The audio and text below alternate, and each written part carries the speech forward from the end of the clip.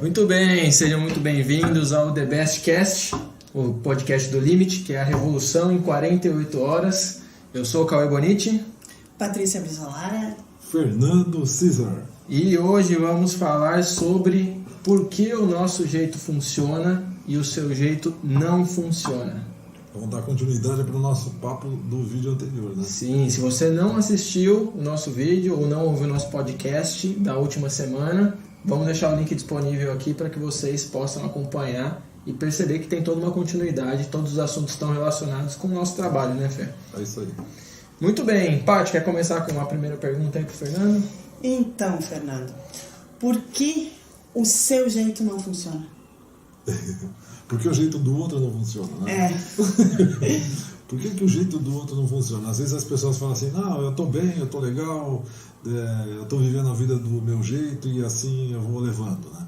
Eu gosto de dizer que existe a filosofia do Zeca Pagodinho.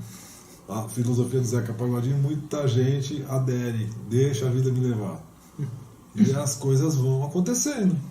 Quando a gente não faz planejamento, quando a gente não para pensar sobre a nossa vida, sobre as nossas falhas, sobre os nossos recursos, sobre as nossas capacitações e o que nós podemos fazer adiante, o nosso cérebro fica meio sem norte, né? Então a gente vai aceitando as consequências, vai aceitando as dores, vai aceitando o sofrimento como sendo normal e entramos num ciclo de adaptabilidade. Por que do teu jeito não funciona, né? Normalmente as pessoas agem dessa forma do deixa a vida me levar. E quando isso ocorre, nós vamos fazer as coisas acontecerem porque a gente quer que aconteça, e quando vem a consequência a gente aceita, aprende a aceitar, aprende a se adaptar, ao invés de reagir para buscar algo mais. Nós participamos de uma cultura onde a aceitação nos é imposta. A maioria das pessoas participam dessa cultura e que vem da religião. É saudável? É legal, porque se a gente não aceitar a nossa vida, a gente vai ser infeliz. Então existem países que a cultura religiosa é muito, muito forte e as pessoas vivem na pobreza e se sentem felizes mesmo assim. É muito comum você ir numa cidade pobrezinha do interior do Nordeste, por exemplo, e ver pessoas muito felizes, apesar de tudo, apesar de não terem muito o que comer, apesar de não terem onde trabalhar ou se sacrificarem para andar quilômetros para buscar água, por exemplo, mas você vai ver a família feliz e se amando. Aí você fala, poxa vida, eu tenho tudo e não sou tão feliz quanto essa família. Eu tive a oportunidade de viver na África durante um tempo e eu vi muito isso. Eu vi famílias vivendo em aldeias, em situações precárias e felizes e dançando. E quando não tinha música para tocar, eles cantam e dançam, né? Ou seja, essa adaptabilidade faz a pessoa se sentir bem com a vida porque o nosso cérebro quer que nós nos sintamos bem. Isso é felicidade e é diferente de nós buscarmos o sucesso. A diferença entre felicidade e sucesso é bem essa mesmo, né? Quando nós aceitamos a nossa vida do jeito que ela é, do jeito que ela é passada pra gente, nós nos sentimos felizes. Então, se você quer se sentir feliz, é só aceitar a sua vida do jeito que ela é. Agora, se você quer sucesso, quer ter mais coisas, quer ter um apartamento melhor, quer ter um trabalho melhor, quer ter até uma saúde social melhor, ou espiritual ou intelectual, aí exige de você sair da aceitação. E aí que as pessoas pensam assim, mas tá bom do jeito que tá, né? Porque ela aceitou até a dor do desapego, não, a dor do constrangimento, das decepções, das coisas ruins que aconteceram na vida dela. Ela aceitou, continua aceitando, mesmo vivendo mal, né? Às vezes vive mal, mas aceita. Então, por que do teu jeito não funciona? Porque desse teu jeito você não vai atingir o sucesso que você quer atingir, se é que você quer atingir o sucesso, né? Para você atingir o sucesso, é importante você saber, é importante as pessoas saberem que existem métodos, existe metodologia para isso. não se atinge o sucesso esperando que ele aconteça. Esperar que aconteça e acreditar que pode acontecer, ótimo, vai abrir um campo de possibilidade. Tá? Entretanto, existe método para observar esse campo de possibilidade. Existe método para saber aproveitar a oportunidade. Existe método para você interagir com aquilo que você quer de uma forma estabelecida. É importante estabelecer o que você quer, porque senão qualquer coisa serve. É importante você estabelecer o tempo, porque se você também não souber para quando você quer, qualquer data serve. As pessoas não sabem, mas não percebem que elas possuem um relógio biológico, né? Eu tenho certeza que muita gente que está ouvindo a gente sabe que já deve ter feito isso. Pensou num horário para acordar, marcou no relógio e 5 minutos antes acordou. Fala, poxa vida, eu acordei sozinho antes do relógio tocar. Muita gente faz isso. Isso é um relógio biológico. Para aquilo que você quer, é a mesma coisa. Eu quero um carro. Para quando você quer esse carro? Você pode também programar no seu cérebro para quando você quer esse carro. E vai atingir o sucesso? Vai. Oportunidades aparecerão para que ela possa comprar o carro. Só que se ela não estiver predisposta a essa observação, ela não vai enxergar este momento e vai dizer que não deu certo, que não funcionou. Então tudo é uma metodologia, né? Do seu jeito funciona? Funciona. Você pode ser feliz se aceitar a tua vida do jeito que ela é e vai caminhar do jeito que está, e está tudo bem. Eu conheço várias pessoas que vivem assim, na boa. É que não funciona, né? Funciona, mas talvez não seja com os melhores resultados, né? Você falou da filosofia do Zeca Pagodinho, mas você sempre fala de uma outra filosofia que eu acho muito interessante também, que acredito que tem um impacto direto nisso. A filosofia da Gabriela. É uma outra abordagem, mas que também leva a pessoa para essa mesma situação. Mas é a mesma coisa, né? Eu nasci assim, vou viver assim, vou morrer assim. Essa é a síndrome da Gabriela. É acreditar no determinismo, não é? Ou seja, nossa vida está traçada. Nosso destino está traçado. Nós também somos condicionados a acreditar que somos regidos por uma força maior. Ok. Eu gosto de pensar o seguinte: mesmo que nós acreditemos que estamos sendo regidos por uma força maior, eu gosto de acreditar que nós temos livre-arbítrio. E eu acredito que a maioria das religiões pregam isso, né? Existe um Deus que comanda tudo. Tá, tudo bem. Se você acredita nisso, tudo bem. Entretanto, você tem livre-arbítrio para decidir. Deus quer que você não planeje a sua vida, né? Deus, eu acredito que existe uma força maior, né? Não dá para nós não acreditarmos que exista um poder que rege toda a natureza. Não sei dizer se é um, se são vários, ou se é uma energia. Eu gosto de acreditar que ele está dentro de nós. Eu gosto de acreditar que nós temos um Deus dentro de nós. E esse Deus que é o Todo-Poderoso, que está dentro de cada um de nós, nos torna um. Eu gosto de pensar assim. Eu gosto de pensar assim e acionar esse meu Deus, né? Acionar esse meu Deus para que eu possa planejar a minha vida. Então quem está planejando a minha vida? É esse Deus que está dentro de mim. Porque eu faço parte desse complexo de amor, né? Que rege toda a vida, que estabelece tudo. E quando nós pensamos que esse Deus está fora de nós e que ele está regendo a nossa vida, nós ficamos esperando a vida inteira. Então existem pessoas esperando e rezando e rezando e rezando e rezando e rezando e nada acontece. E eu entendo que para acontecer é importante que você tome a iniciativa. Você pode sim decidir e escolher viver uma vida simples, né? Isso não é problema. Eu não vejo nenhum problema. Entretanto, no mundo que nós vivemos, né, as coisas bacanas que existem nesse mundo. Existem coisas bacanas, é legal você viajar, né? É legal andar de avião, é legal conhecer países, sair para viajar para outros países. E é legal que se a pessoa quiser ficar na condição que ela está, que ela tenha consciência de que ela fez aquela escolha, né? Sim. E as consequências também vão vir e ela vai ter que arcar com Sim, elas, né? na boa. Eu conheço gente que nunca saiu do seu lugar e vive numa casinha de madeira do lado de um laguinho. Eu conheço um grande amigo que vive assim. E feliz, né? E ele é feliz, né? Então ele não se atém a essa coisa de, poxa, Fernando, você viajou pra caramba, você já foi pro Japão, você já foi pra Europa, você já fez isso, fez aquilo, conheceu não sei quantos mil países aí, por aí, mas e daí, né? Eu gosto de viver minha vida aqui do lado do laguinho. E agora, o fato de eu viajar muito faz diferença? Faz com que eu seja mais feliz? Se eu não aceitasse a minha vida desse jeito, quisesse mais, eu talvez fosse infeliz, né? Mas é assim, né? Poxa vida, eu quero viver o máximo que eu puder nessa vida. Eu quero escolher viajar mais, eu quero escolher ter um carro legal, eu quero escolher ter uma casa legal, eu quero escolher ter amigos, eu quero escolher poder fazer um churrasco e chamar os meus amigos para virem para minha casa. Eu quero viver a vida intensamente. Isso não significa que é assim que tem que ser, né? É tudo uma questão mesmo de escolha, de opção de vida.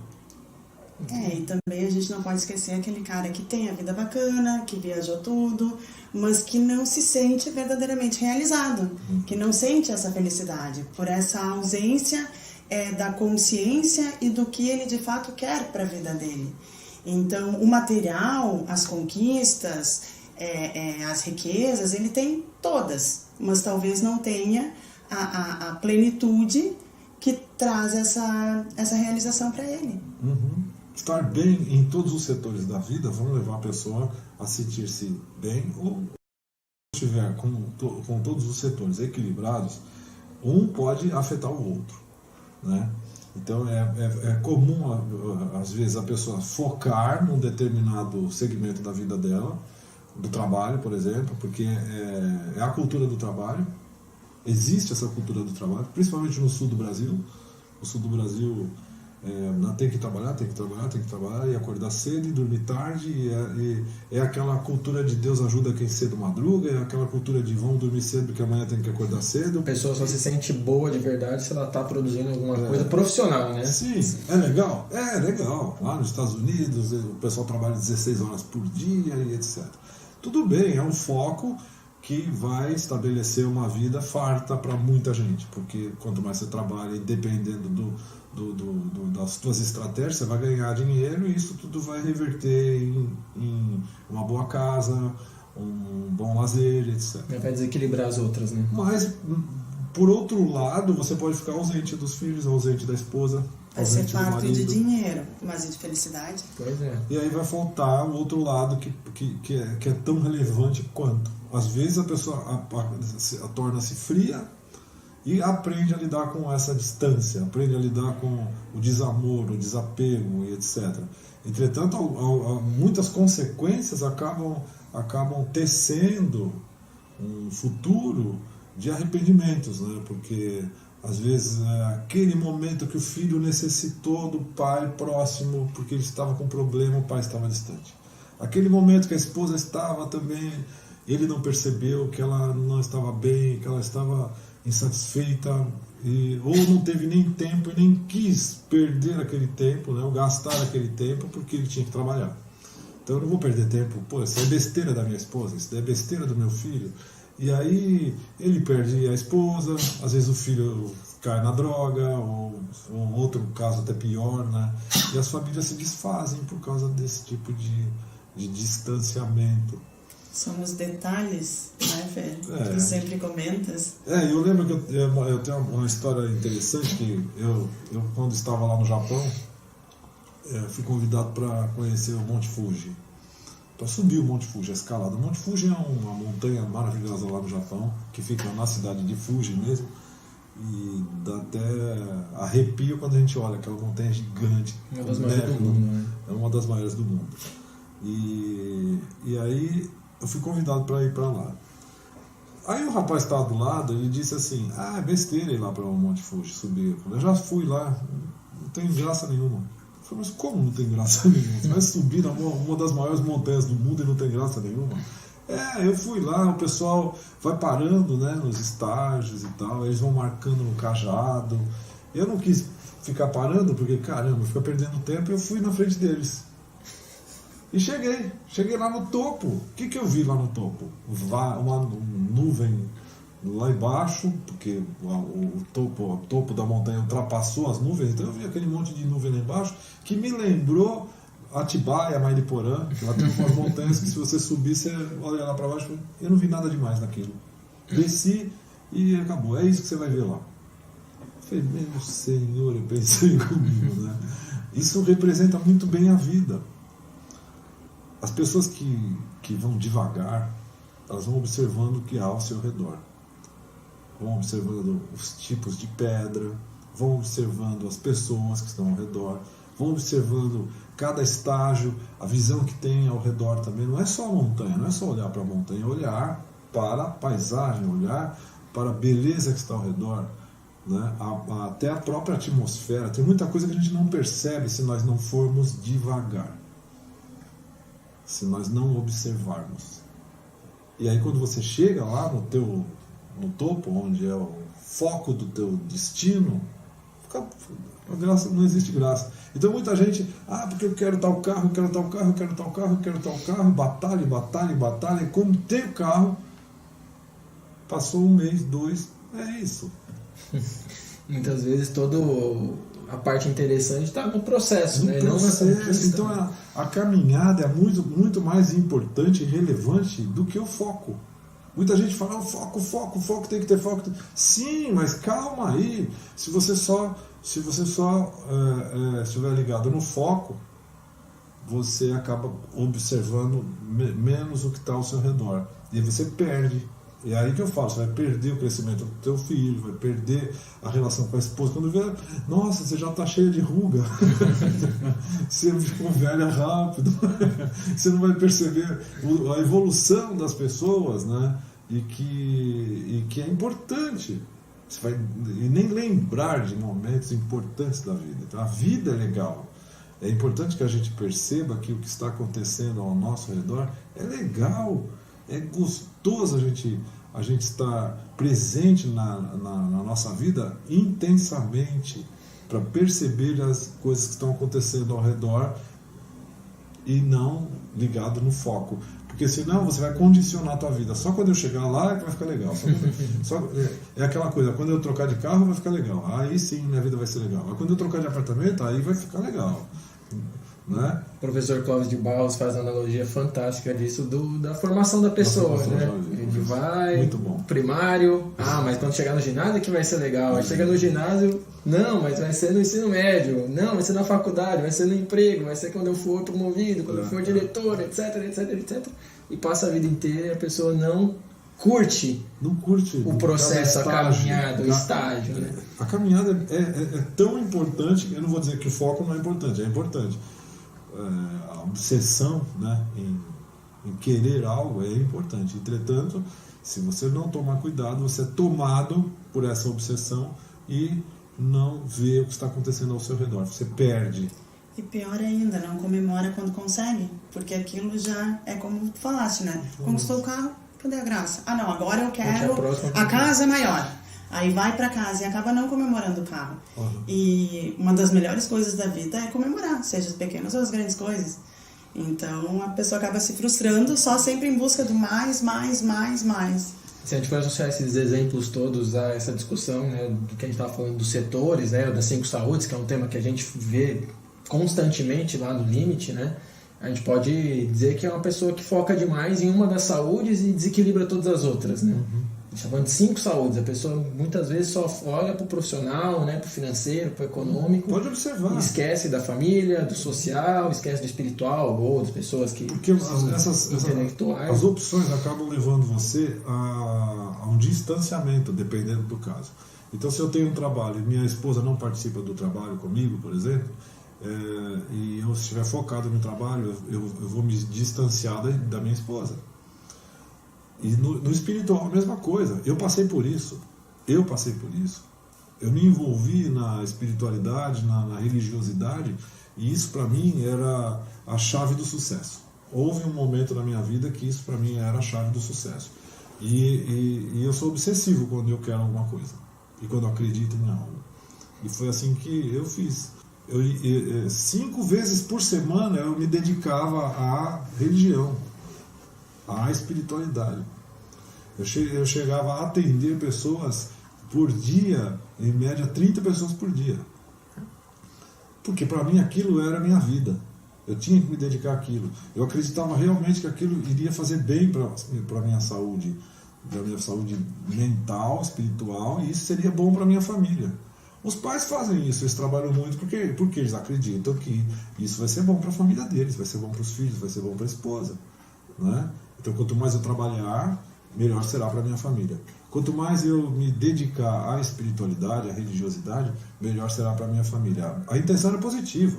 Entretanto, eu fui perceber que a minha família estava se distanciando de mim, porque eu trabalhava o dia inteiro, e à noite, religião. Minha família não podia me acompanhar, porque meus filhos eram pequenos. Aí o que aconteceu? Eu comecei a perceber que, ao invés de ajudar, eu estava atrapalhando.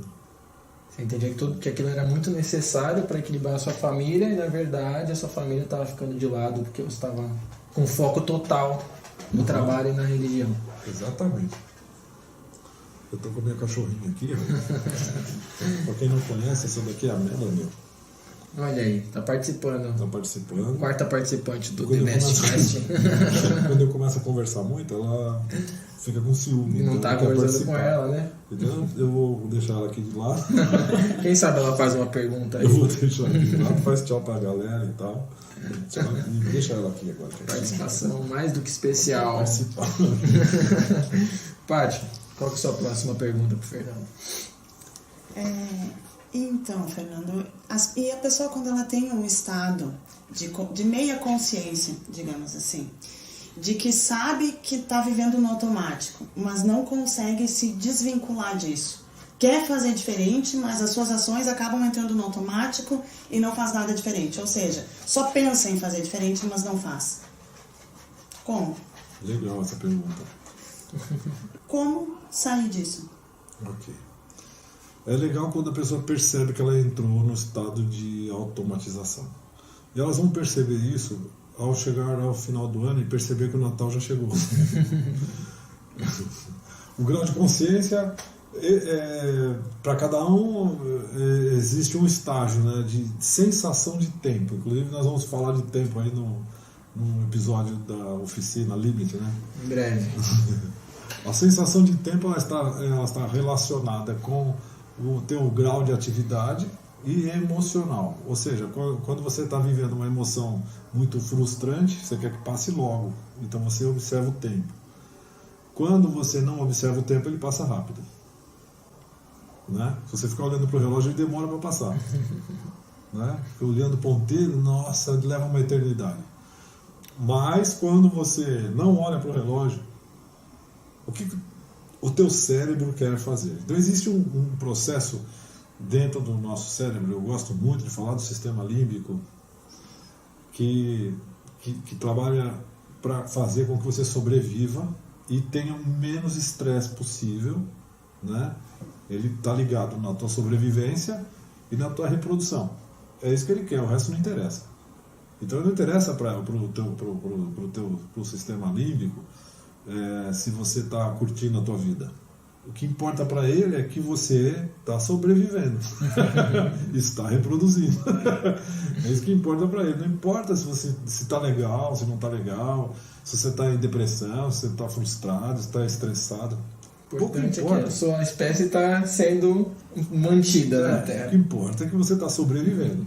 Então, se você se sente, por exemplo, frustrado e deprimido porque a vida está chata, o que esse sistema vai fazer? Vai automatizar para você. Porque o teu cérebro não quer deixar você sofrer.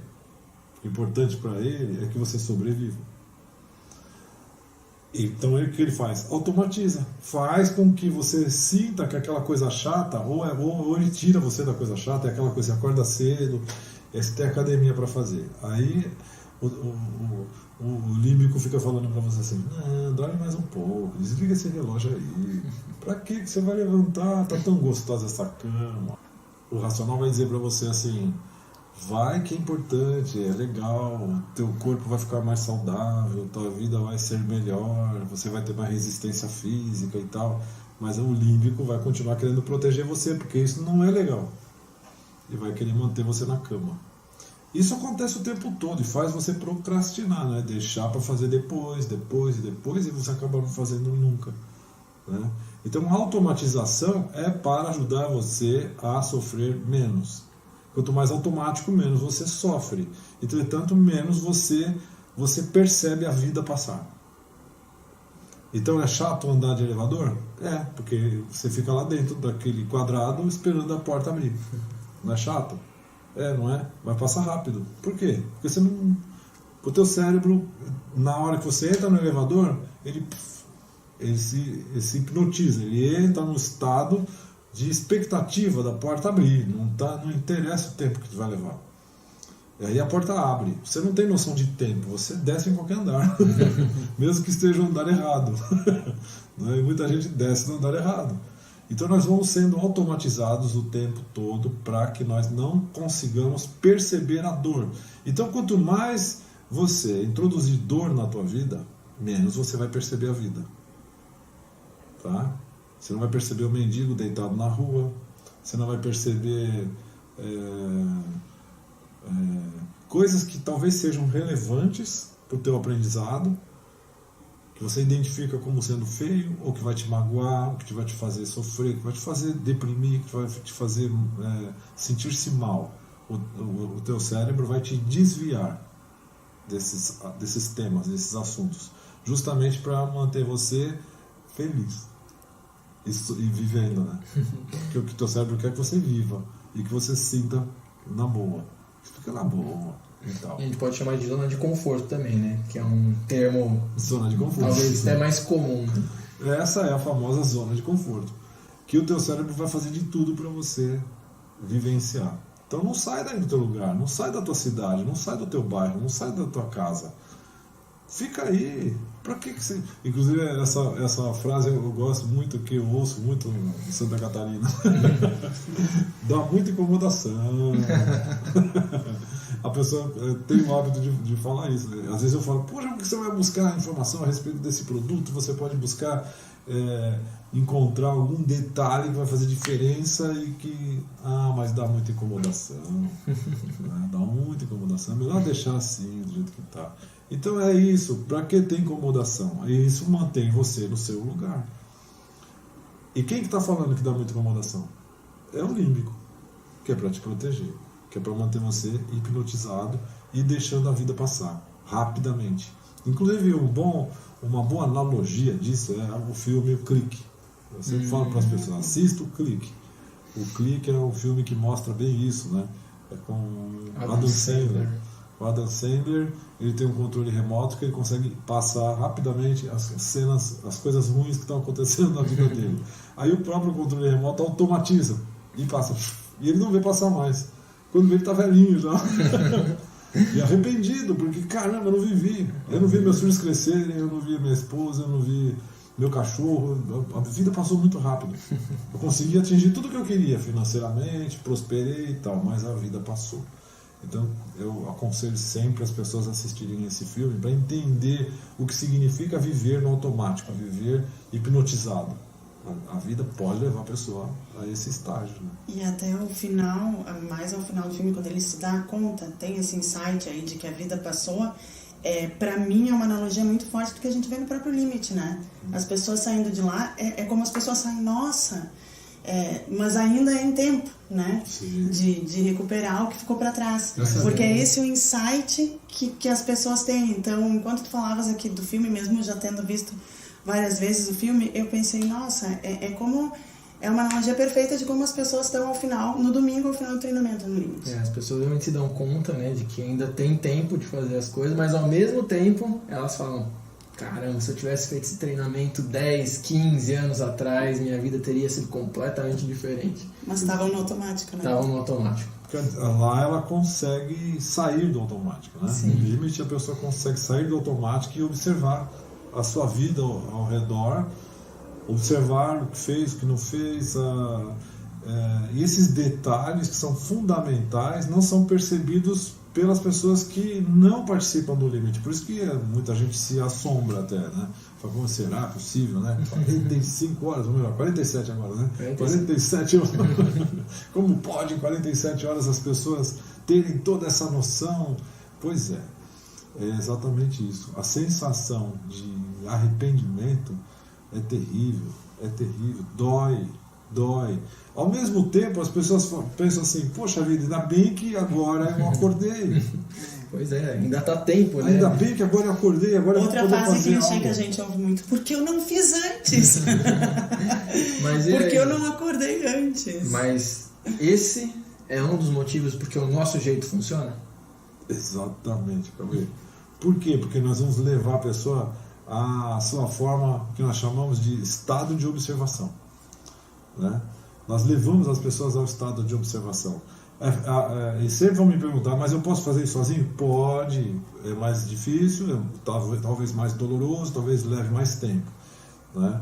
Entretanto, lá no limite, nós temos uma metodologia para levar você ao estado de observação. A pessoa vai ter condição de perceber esse mundo que ela está vivendo. É como se nós instalássemos um chip para que ela consiga ver o mundo que ela não está vendo, passa a ver com uma amplitude maior, aumenta o campo de possibilidades. É um chip que faz a pessoa enxergar o mundo do jeito que ela quer, né? Não do jeito que a gente quer. Sim, exatamente, isso que é o mais legal, né? Nós ajudamos as pessoas, nós não condicionamos as pessoas. Revolucionamos a vida dela. Ajudamos as pessoas a revolucionar a sua própria vida, do jeito que ela quer, não do jeito que nós queremos, né? Isso que é o legal do limite. E as pessoas ficam felizes por isso, de poderem perceber que tem uma nova chance. E que tem as rédeas da própria vida e de todas as decisões que vão tomar. E recurso para isso. Então olha que legal, tudo muito bem casado, né? Potencialização, capacidade e saber que merece, porque também não adianta ter capacidade, potencialização e não sentir que merece. A gente volta naquilo que a gente tinha falado antes, né? A pessoa fica correndo atrás o tempo todo se não reconhece que merece ter ganho aquilo, né? Vai ficar achando que sempre precisa de mais, até reconhecer que merece. Existem pessoas vivendo na placidez. Agora, eu sou contra isso? Não. Nada está errado, né? Quem quiser viver na placidez, beleza, caramba, show de bola. Eu gosto de rotina. Eu também gosto. A rotina é realmente satisfatória. A rotina nos impede de ter que ficar, poxa, que roupa que eu vou pôr hoje? Se eu tiver um uniforme, todo dia eu vou pôr.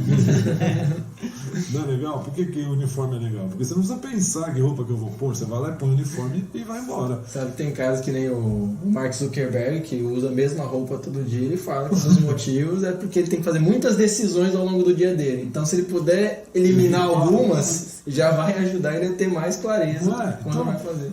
Tem gente que pensa assim, mas é legal sair da rotina, da zona de conforto? Não, tem coisa que é legal você manter o conforto, né? Essa coisa da roupa, por exemplo. Muitas empresas estabelecem uniforme e estabelecem também até o cabelo. É o total, né? Vamos amarrar o cabelo de tal jeito e assim que vai ser, e pronto. Ou pombenço, sei lá, as aeromoças, né, os comissários de bordo aí, aquela coisa que principalmente mulher. Como é que eu vou arrumar meu cabelo? Não tem que arrumar nada. Tá aqui, ó, põe esse. É assim que você vai arrumar esse chapéuzinho e pronto. Minha empresa me obriga a usar o meu cabelo desse jeito. Mas por outro lado, eu não tenho que ficar pensando que cabelo que eu vou arrumar, que roupa que eu vou pôr, que sapato que eu vou colocar. Tá tudo já pré-definido. Então o nosso cérebro é assim também. Eles tentam, o nosso cérebro vai fazer de tudo para que você se mantenha dentro de uma rotina. E você aceitando isso, beleza. Você vai viver lá condicionado dentro do teu ambiente o tempo todo, a vida inteira. Às vezes se arrepende, às vezes não. Às vezes as pessoas associam, né, o termo zona de conforto a algo negativo, né? Mas conforto não é algo negativo, né? Se tá ali é porque tá bom, né? Se fosse negativo, ninguém entraria nessa zona. Sim. É positivo. Se você tem essa consciência e está fazendo consciente, tudo que é feito eu acho que com aí extrema é a opção consciência. sua, né? E aí as consequências vão ser também arcadas por você. Podem ser maravilhosas, podem ser difíceis, mas você vai ter consciência de que você vai lidar com elas. Tem um filme, inclusive, que eu vi, é um filme... eu nunca achei que eu ia usar ele como referência. O nome do filme é Cheiro do Ralo. O Cheiro do Ralo. E aí tem uma cena lá que o cara tá sentado numa poltrona e aí ele fala, qual outro animal poderia construir uma poltrona confortável como essa? Nenhum outro. Girafa não construiria, baleia não construiria, só o homem conseguiria construir, porque o homem é o deus do conforto. Ele usa esse termo. E... né? Não tem nada de errado a gente estar confortável, né? Mas se a gente se permite, a gente fica confortável até demais e por tempo demais, né? Uhum. Repete isso que você falou, Cauê. Que o homem é o deus do conforto? É verdade, o homem é o deus do conforto. E é lógico que quando a gente pensa assim, pensando na programação neurolinguística, né? O deus do conforto é o deus da sinestesia. Né? Sinestésico, né? O sinestésico é o cara que gosta de conforto mesmo. E a maioria das pessoas ou são sinestésicas ou visuais em meio a meio, inclusive. Né? Uhum. A maioria das pessoas são visuais e sinestésicas. Então gostam de ver, gostam de coisas bonitas, gostam de coisas bem arrumadas e gostam também de conforto. Umas mais conforto, outras mais visuais, gostam de coisas que possam ser apreciadas pelos olhos. E a maioria do ser humano é assim mesmo. Então, entrar numa zona de conforto é fácil porque é confortável, é legal, é gostoso, é prazeroso. É que nem a droga, né? Se a droga fosse ruim, ninguém usava. Sim. E o seu cérebro vai te manter lá, né? Seja na droga ou no conforto, ele vai fazer o máximo que ele puder para te manter. Se tá usando droga é porque é bom. Né? Pode. Tá, mas e aí, Fer? A gente, né, tem esses recursos, né, para ajudar as pessoas e mostrar para elas um caminho que vai dar opção para que elas construam e cheguem lá. Mas a gente tem toda uma metodologia por trás, eu acho sempre muito importante falar disso. Como é que essa metodologia foi construída? Tá. Essa metodologia ela foi construída utilizando várias vertentes da psicologia. A psicodramaturgia, a gestalt terapia, a programação neurolinguística, né? Até mesmo o coaching. Inclusive o coaching, né, que está sendo aí deturpado por muita gente, porque infelizmente as pessoas não entendem o que significa o coaching. Nem os próprios profissionais. Né? Nem os próprios profissionais. ou pseudo-profissionais. Muita gente se dizem profissionais. Na verdade, eles acham que eles são coaching, porque fazem uma... É bom a gente dar abrir um parênteses a respeito disso, tá? Porque é importante. O coaching está sendo deturpado. Por quê? Porque existem dois significados dessa palavra. Uhum. É uma palavra com dois significados. Tem o significado coach, traduzido no dicionário, que significa treinador, técnico. Mais associado a esportes, né? Só que não necessariamente a nossa profissão. O coach técnico, treinador, pode ser treinador de tudo, ele pode ser técnico de tudo que quiser, desde que ele seja habilitado para aquilo, certo? E existe o outro significado da palavra, que é transporte, que vem do romeno, que vem do espanhol, né? Na Espanha eles chamam os veículos de coches.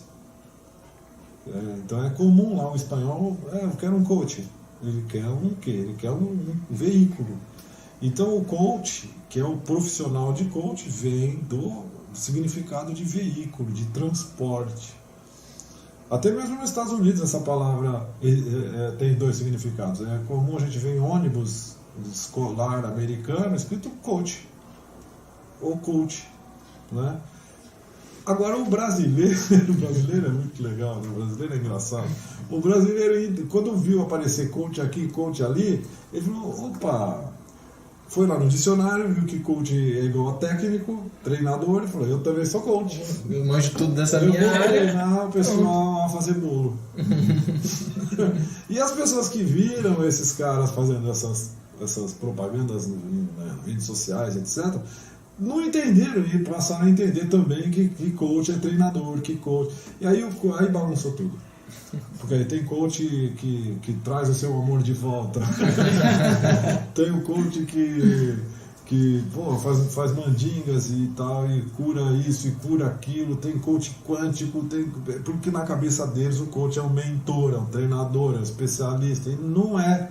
O profissional de coach não é especialista, a não ser que ele já fosse antes. Mas aí são vertentes, ele vai aprender e atuar de forma então, diferente. existem psicólogos que aprendem a metodologia do coach e aplicam o coach nos seus pacientes. Porque coach tem nutricionistas não é que fazem. Tem nutricionista que faz o coach coach utiliza as ferramentas do coach para a nutrição. E assim por diante. Agora, não é uma coisa antes da outra, não. A pessoa se forma em coach e ela se torna nutricionista. Ela pode unir os dois conhecimentos, né? O coach é uma ferramenta que é utilizada por esses profissionais. Então nós não podemos confundir. Existem treinadores que também adquiriram experiência em coaching. Então, eles também dão treinamentos. Mas isso não significa que ele está sendo coach, profissional coach, enquanto está dando treinamento. Não. Lá ele está sendo treinador. Ou o coach com uma outra definição. Então é isso que as pessoas precisam entender a diferença. Está cheio de picareta por aí? Tá. É por isso que o pessoal da psicologia está louco da vida com isso, com razão. Com razão. E os nutricionistas estão loucos da vida, os médicos, porque tem gente ali. Agora, a picareta sempre existiu. Sim. Tá todas as áreas, né? Todas as áreas. Vai ter eu trago o seu amor de volta, sempre vai ter. Né? Você vai emagrecer em 2 dias e tal. Sempre vai ter os picaretas, tanto os que são diplomados quanto os que não são. Agora, o fato da pessoa colocar o título de coach para definir a picaretagem que ele está fazendo, aí peraí, porque ele tem que ser punido pela picaretagem, não por estar utilizando o nome não por ser, não os coaches têm que ser penalizados por isso, né? É claro, porque lei já existe. Se eu não sou psicólogo, estou agindo como psicólogo, eu vou ser punido. Já existe essa lei. Não precisamos criar uma lei para isso. Criminalizar a palavra, né? Criminalizar a palavra, eu acho um absurdo. As pessoas estão doentes em pensar que o coach é isso que eles estão pensando que é. Tantos que não entendem, então e é difícil esclarecer, hein? Entrei num bate-papo outro dia tentando esclarecer, as pessoas não conseguem entender a diferença, sabe? Então é uma loucura. Eu fui a primeira turma de coach do Brasil. Eu aprendi coach com o Joseph O'Connor. Ah, mas foi aí que eu defini toda a minha vida? Não. É o que eu estava dizendo. Psicodramaturgia, programação neurolinguística, a Gestalt terapia, todos os estudos sobre a raiva, que é importante, constelação sistêmica, né? A própria física quântica colaborou bastante também no processo. E a edificação do trabalho, junto com o coach, a edificação toda do limite desenvolvida dentro de uma visão do grande escritor que é o Charles Dickens, né? O Charles Dickens deu vamos dizer assim, o recheio não, né? A cobertura do bolo. Então é um bolo lindo, maravilhoso e com a cobertura do Charles Dickens. Então é um processo, o limite é uma metodologia avançadíssima e todos esses ingredientes acabam levando as pessoas a um estado maravilhoso para poder viver, né? Tá, mas eu queria te fazer uma pergunta nesse sentido, mas um pouquinho mais pessoal.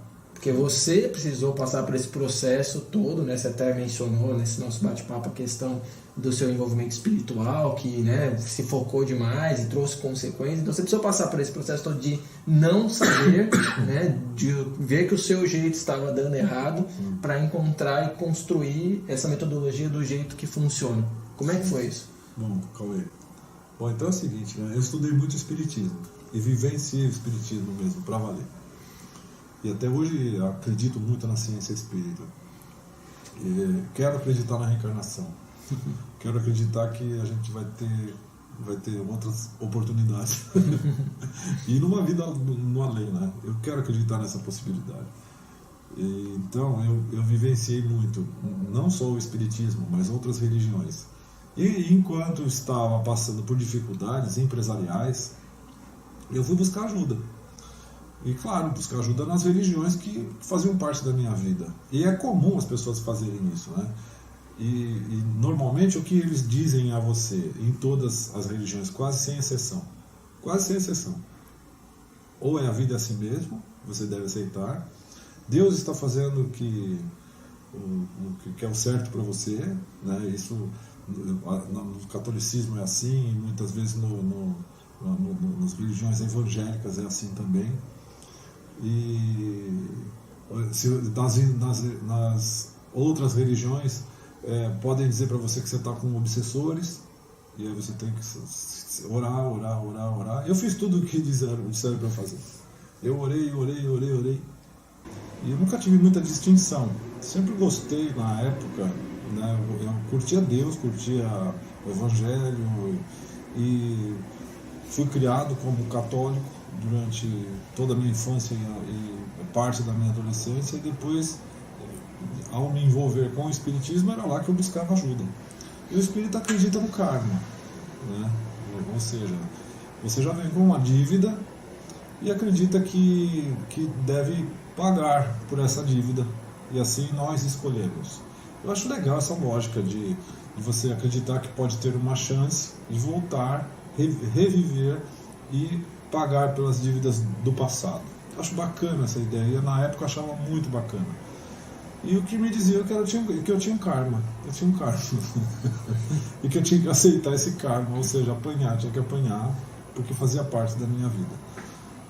Entretanto, depois que você apanha muito, e eu não sou uma pessoa que aceita, não sou de aceitar, a religião a católica dizia para mim que Deus estava escrevendo certo por linhas tortas, que eu tinha que aceitar. O católico dizia que eu tinha que aceitar, e o espírita dizia que eu tinha que também aceitar o meu karma, ou seja, de qualquer forma eu tinha que aceitar apanhar e continuar apanhando. Os negócios ruins na empresa, os negócios ruins na família, tá tudo padernado. E eu resolvi não aceitar. Eu resolvi lutar, eu resolvi batalhar, através de meditações, né? Já contei isso no outro vídeo, né? Uma meditação me levou a mudar completamente o plano na minha vida, fez com que eu percebesse que existia esse Deus dentro de mim, fez com que eu percebesse que eu poderia determinar o meu destino, eu quem determinava. E se é um Deus que está dentro de mim, que está me ajudando e me fortalecendo, ótimo, beleza, eu continuo acreditando nisso. Continuo acreditando que existe um Deus poderoso dentro de mim, que está dentro de todos os seres humanos, e que quando você está disposto e predisposto, né, a planejar a sua vida, as coisas começam a melhorar. E foi o que aconteceu, minha vida começou a melhorar. Eu comecei a programar, comecei a planejar, e foi aí, nesse momento, inclusive, que eu planejei todo o limite, planejei o PNL, construí a apostila do PNL, construí a apostila do limite, todas as dinâmicas. Foi um processo de uns 6 meses de trabalho intenso, dia e noite, processo obsessivo, e que me levou a fortalecer esse trabalho, né? Foi bem por aí.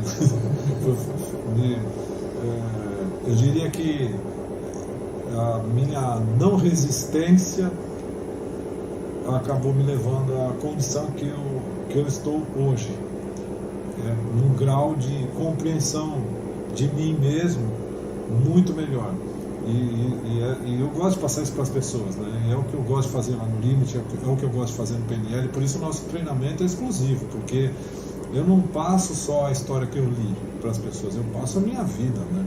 As minhas experiências.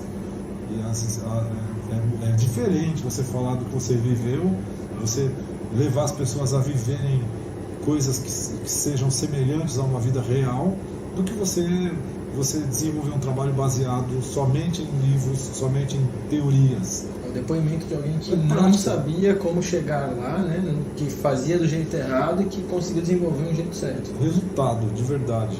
né? O resultado é uma das nossas melhores... o nosso melhor cartão de visita é o nosso resultado. Ele funciona, o limite funciona. As pessoas realmente saem de lá com a vida estabelecida. Por isso tem o estabelecimento de metas dentro do nosso trabalho. Por isso tem o planejamento da vida. A pessoa sai de lá com o seu plano de vida. Com metas já determinadas para todas as saúdes que a gente comentou aqui, né? Para equilibrar todas as saúdes. As pessoas falam bastante e buscam desmitificar das crenças negativas, tá? Esse é um ponto. Porém, a pergunta que eu te faço é a seguinte: é possível criar e estabelecer crenças positivas? Sim. Não sei se eu falei no outro vídeo, né? Porque os assuntos acabam se entrelaçando, mas eu acho que vale a pena. Se eu falei, é legal falar de novo. Nós vamos criando umas nuvens de pessimismo no nosso cérebro durante a nossa vida. A gente vai aprendendo que existem coisas que são ruins e que nos vão fazer mal. Nem sempre são ruins, nem sempre vão nos fazer mal. Entretanto, a gente acredita que é ruim. A raiva, por exemplo. A raiva é um poder, é uma força. É difícil as pessoas entenderem o poder da raiva e como utilizar a raiva. Mas ela é estabelecida como sendo ruim. E as pessoas acabam se afastando dessa energia, se afastando desse poder, sem ter consciência do quanto é fundamental para o desenvolvimento de uma criança, desenvolvimento do adolescente e da vida adulta. E o quanto isso será importante na vida adulta. Saber lidar com a raiva, não enraivecer e agredir, etc. Não, saber lidar com a raiva. Existem muitas teorias, inclusive, a respeito disso, né? Então, essa, e entre outras emoções, vão nos envolvendo a mente para um pessimismo, olhando para o futuro de uma forma obscura e sempre tendo como referência o passado. Então, então como é que acontece? Uma criança, por exemplo, ela não tem crença negativa. Ela não nasce com crença negativa. Por isso ela se aventura mais, por isso ela demonstra mais coragem, ela quer mostrar que ela é corajosa. Já viu criança mostrando um muquinho? Eu sou forte, eu sou forte, mostra o muquinho. Olha o meu muquinho. A criança quer mostrar o poder que ela tem. Mas nós adultos vamos dizer para ela que não, você não tem poder nenhum. A vida não é fácil, e vai tentando mostrar para a criança que a vida é difícil, que as coisas são complicadas. Tentando proteger ela, né? Tentando proteger, só que ela vai construindo crenças de que a vida é difícil, de que trabalhar é ruim. Meu pai, por exemplo, quando ia trabalhar, ele dizia que ia para o inferno. Eu estou indo para a luta, eu estou indo para o inferno, eu estou indo para a guerra. Eram as palavras que meu pai usava. Então, o que uma criança entende como sendo o trabalho quando o pai sai falando que vai para o inferno? Que trabalho não é legal. Então, a criança cresce acreditando que não é legal trabalhar. E quando chega o momento do trabalho, como é que a criança vai lidar com isso? É importante que ela tenha outras referências. E se ela não tiver outras referências, ela vai ficar com esse constrangimento. Ela vai, não, eu vou trabalhar porque trabalhar é ruim. Vai chorar para trabalhar. E vai estabelecer isso na cabeça dela, de que o trabalho é ruim. Vai entrar na adolescência acreditando que o trabalho é ruim, e assim vai. Então ela estabeleceu essa crença negativa. Nós também somos fortalecidos por crenças positivas. Então não só somos construídos com força negativa, mas também com positiva. Só que a dor ela é mais lembrada do que o prazer, né? Se vocês forem pensar na sua vida da infância e da adolescência, vocês vão lembrar muito mais das dores que vocês tiveram, porque doeu, porque a emoção foi grande, e vocês ancoraram isso na mente de vocês. As pessoas ancoram com muito mais facilidade as coisas que são emocionalmente grandes. Então você vai lembrar das dores muito mais do que dos prazeres. Por quê? Porque o prazer não teve tanta emoção. Se o prazer teve grande emoção, você vai lembrar. Então o que está na tua mente? As coisas que tiveram grandes emoções, positivas ou negativas.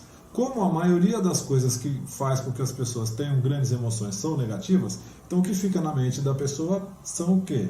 As coisas negativas, muito mais do que as positivas. Essas forças negativas, essas energias negativas que são gravadas no nosso cérebro, na nossa mente, através de imagens, estão associadas à dor. E quando nós lembramos disso, nós sentimos no corpo a dor, a angústia, a mágoa, o rancor. Isso vai sendo minado e vai fazendo com que a tua expectativa para o futuro também seja alterada, porque você vivenciou o negativo, então você não quer viver de novo. Existe o fator cérebro, então, querer que você sofra, então vai impedir você de sofrer novamente. E você vai se constrangendo, você vai se fragmentando e chega num ponto em que você começa a ficar de olho em tudo. Sabe aquela coisa que tem um ditado, eu esqueci agora o ditado, poxa vida, quem toma mordida de cobra, alguma coisa, eu não lembro do ditado. Eu vou lembrar depois, se eu lembrar, fala para o pessoal escrever nos comentários aqui. Eu esqueci o ditado, tem vários, né? Que mostra assim, se você é picado, depois você vai ter medo de cobra, né? Se você é picado de cobra, você vai querer ficar longe de cobra. E é mais ou menos isso. Você teve a experiência negativa, não quer ter de novo. E por não querer ter de novo, você não vai se arriscar mais. O teu cérebro vai falar, não se arrisque mais. Então é difícil para você, aí você quer implantar uma crença positiva. Poxa, como é que eu vou fazer? Você precisa ressignificar a negativa antes de implantar a positiva. Existe essa possibilidade? Sim, existe. Existem várias técnicas de programação neurolinguística para isso. E lá no Limite a gente faz, né? Todo esse processo, né? Sim, no Limite é feito todo esse processo, onde nós conseguimos quebrar as crenças, né? Deixando de lado essas imagens, cenas ruins, para implantar outras no lugar, positivas, para que as pessoas possam se desempenhar melhor na sua vida futura, pensando mais no positivo do que no negativo. Se você se mantiver pensando no negativo, vai ser muito mais difícil você conseguir atingir o sucesso. E existe outra coisa também, porque isso tudo está ligado ao medo, né? Medos, inseguranças, frustrações vão levar a pessoa a se manter no lugar onde ela está. Agora, se existem casos que é legal você se manter com o medo. Por que isso? Porque se você se mantiver com medo, você irá buscar outros recursos de força para combater aquele medo. Porque se você eliminá-lo, você também pode ficar na inércia.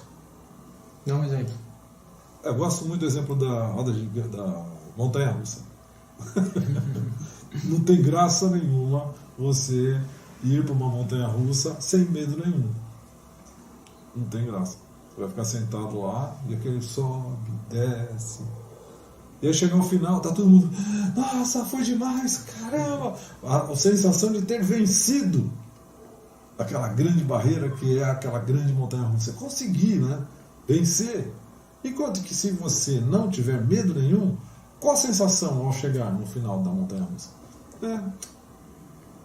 Foi fraquinha. Né? Então é legal ter medo? É legal. E é legal você estabelecer uma personalidade, ter um estado emocional poderoso para enfrentar esse medo. Então são duas coisas importantes. Alguns medos é importante que sejam retirados, que são as crenças negativas não reais. Tá? Existem crenças negativas que não são reais. Por exemplo, eu não nasci para falar inglês. Não é real isso. Ninguém nasceu para falar português, nem inglês, nem árabe. A gente nasceu para falar qualquer língua. Né? Nasceu para falar. A gente nasceu para falar. Então essa é uma crença irreal. Não vou nem estudar inglês porque eu não nasci para isso. Pera, gente. Não existe isso. Se você tivesse nascido nos Estados Unidos, você ia falar inglês.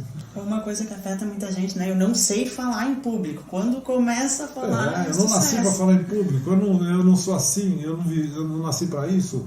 Mas espera aí, ninguém nasceu para falar em público. E ninguém nem nasceu para não falar em público. Inclusive é uma carga de tensão tão grande que é o segundo maior medo da humanidade, né? Só perde por medo de morrer. Então a pessoa não consegue falar em público, não é porque ela nasceu assim, não, é porque ela aprendeu que ela não consegue. Se ela desaprender isso, ela vai passar a falar em público. É muito comum a gente ver no Limite, né? O pessoal pega o microfone, eu nunca falei no microfone, é a primeira vez que estou falando no microfone, eu pensei que eu tinha o maior medo de falar no microfone, pensei que nunca na vida teria... Aí fala feito um tagarela. E falam bem, né? Porque ela conseguiu eliminar essa crença de falar em público. E assim, ó, como a gente teve feedback de uma pessoa que enviou a filha e disse: meu Deus do céu, devolve a minha filha, porque saiu de lá uma tagarela. Mas era justo um dos objetivos que ela queria. É uma das coisas que as pessoas mais se impressionam com o limite. É entrar lá sem conseguir falar em público, sem conseguir falar no microfone e fala. E tem outra coisa, né? Muita gente acha que vai lá pro limite e vai ter que falar em público, vai ter que falar no microfone. Não! Gente, as pessoas vão para lá, vamos olhar para a câmera agora. Gente, as pessoas vão lá pro limite, elas vão sem nenhuma expectativa. E se você for um dia pro limite, você não precisa falar em público, você pode ir para lá, você não vai ter que falar nada. Se quiser ficar quieto o limite inteiro, tem gente que fica quieto o limite inteiro. Mas se quiser falar, vai ter oportunidade, né? Mas chega lá, não sei, dá uma coisa na pessoa que ela começa a falar, mas é porque ela quer, não é? Nós não obrigamos ninguém a falar nada. É que você falou, né? As pessoas gravam sensações que são extremamente prazerosas, né? E o limite é extremamente prazeroso. A pessoa vai lembrar dele para sempre, né? Então ela tá numa euforia tão grande que ela quer compartilhar, né? É a instalação do poder.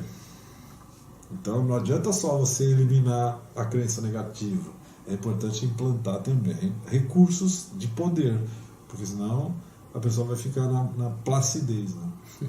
Então é legal ter, sim, uma oportunidade de eliminar as crenças negativas que não são reais, como medo de falar em público, como não consigo falar inglês. Isso é uma crença negativa, irreal, porque todas as pessoas podem aprender a falar inglês. Qualquer pessoa pode aprender a falar inglês. Eu não sou bom em matemática. Não é bom porque não aprendeu a ser bom em matemática. Eu não sou bom em ciência. Não é bom porque não aprendeu a gostar de ciência. É só isso, não é porque você nasceu para... Não, eu não nasci para ser cientista, não nasci para ser biólogo, não nasci para ser médico. Isso não existe. As pessoas realmente não nasceram para ser nada, né? Não nasceram para poder ser qualquer coisa. Aí vem a história do determinismo, né? Se nós acreditamos no determinismo, a gente vai acreditar também que nascemos para uma determinada missão. Opa, e se eu disser para você que não, que você pode definir a sua missão? A maioria das pessoas definem suas missões. Os grandes nomes da humanidade definiram suas missões. Ou se encontraram. Opa, acho que o meu caminho é esse. Albert Einstein é um que foi chamado de burro quando era criança, né? Talvez um dos maiores gênios da humanidade. Sim. Einstein tem uma cheia de história, né? O próprio Thomas Edison foi expulso da escola. Pois é. Porque não conseguia se relacionar. Leonardo da Vinci foi um fracasso por anos, né? Não é? Leonardo da Vinci, não vou estudar em lugar nenhum, vou eu mesmo estudar em casa. É um dos gênios da humanidade. Então as pessoas, elas se definem, não um destino que as define. E é importante, as crenças são negativas e é legal ser retiradas. É importante acreditar nessa possibilidade. Eu sempre desafio as pessoas. Se você não acredita, faz um limite, você vai ver. Há a possibilidade de fazer isso sozinho em casa? Sim, eu sempre digo, há possibilidade, mas vai demorar muito mais. Nós causamos uma revolução em 47 horas. E pode ser que a pessoa tente fazer sozinha e não consiga, né? E aí vai passar um tempão, desperdiçar um tempo precioso da vida, sendo que poderia recorrer à nossa ajuda e ter um resultado em 47 horas. Uma grande revolução. Inclusive eu acho legal esse hashtag. Revolução em 47 horas. Depois desse hashtag aí pra gente acessar esse vídeo aqui. Né? Revolução em 47 horas. Muito bem, então vamos encerrando aqui mais um The Best Cast. Valeu, né? Valeu, né? Nosso podcast do Limite. E antes de fechar, uma frase simples, rápida. Por que o nosso jeito funciona, Fer? Porque nós temos metodologia, ciência a nosso favor e uma equipe espetacular trabalhando conosco. Por que nosso jeito funciona, Paty? Porque a gente sente com as pessoas, a gente vive com as pessoas e trata cada uma delas como pessoas, no sentido de que a gente está lá para auxiliar. Querendo, estamos, não querendo, estamos na retaguarda. Muito bem. E para mim, eu diria que é porque a gente sabe o que a gente está fazendo e a gente tem uma vasta experiência de muitos anos aí. E a gente quer compartilhar esse conhecimento para que as pessoas tenham uma vida cada vez melhor, do jeito que elas quiserem ter. Valeu? Show de bola. Até a próxima, pessoal. Próximo limite. Próximo vídeo em breve. E o próximo limite, dias 20, 21 e 22 de setembro, com vagas ainda disponíveis e com condições muito especiais. Procura a gente que você vai se surpreender. Legal. Compartilha esse vídeo aí se você curtiu, né? Isso, acessa nossas redes sociais, nos acompanhe Comente lá. também, ou por favor, comente, a gente adora comentar. O que tá bom, o que não tá bom, críticas são bem-vindas. Eu respondo, tá? Eu respondo. A gente quer melhorar sempre. Galera, até a próxima. Valeu. Obrigado, Patrícia. Valeu.